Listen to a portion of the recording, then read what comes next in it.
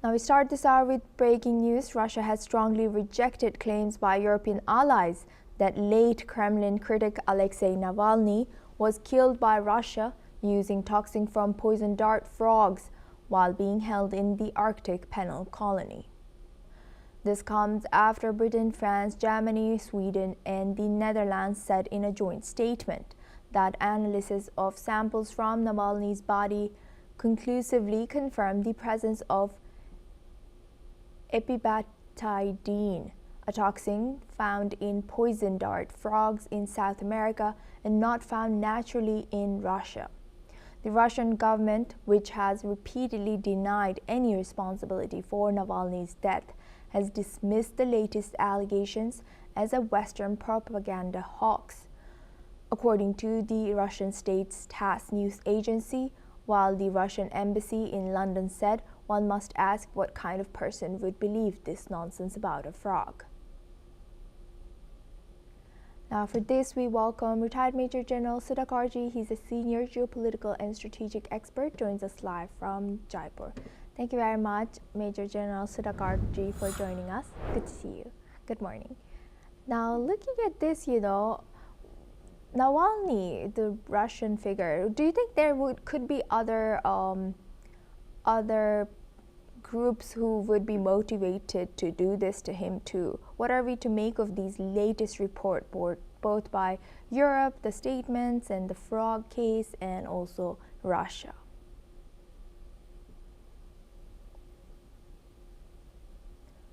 Major General, you might be muted here.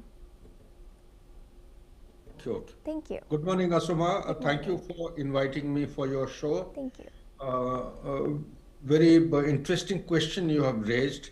Well, under the circumstances, without substantive evidence, it will be premature and incorrect to point a finger at Russia and Russian authority for the death of Navalny. But having said that, whatever is coming out in the open source, without any smoke, there won't be fire and vice versa.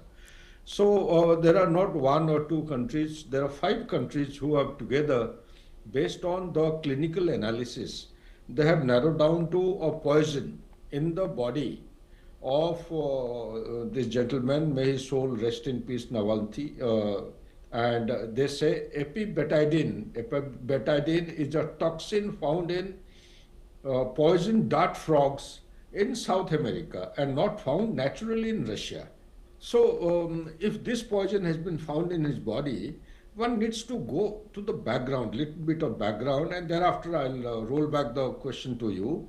The background of Navalny being in the prison, he was imprisoned in one of the Arctic prisons, and the charges against him was something related to extremism, terrorism kind of things. So he was already in the bad books of the authorities, and he might have actually indulged in, at the moment I don't have the sufficient data to support my articulation, but he might have had lots of activities undertaken by him which would have antagonized the official authorities in the chain or in the hierarchy of Russia. And since he was very vocal, one of the few persons who was very, very vocal against the decisions taken by Russia against Ukraine and otherwise, he would have actually fallen prey or he would have become a victim. So this is all speculation at the moment, but going by the scientific finding of 5 countries of Europe, it actually points a finger towards the Russian authority that he was injected with this particular poison dart frogs, and maybe the medical science would do well to investigate it further and come out with some tangible and substantive inputs so that these things can be avoided by taking the host countries or affected countries on board and putting pressure and also making them commit to these rule of law. Only then things will improve. Back to you, Asuma. Thank you very much, Major General Sudhakarji, for sharing that. Please stay with us as we come back to you for a later discussion as well. Now we have another breaking news. China's Foreign Minister Wang Yi has met with his Canadian counterpart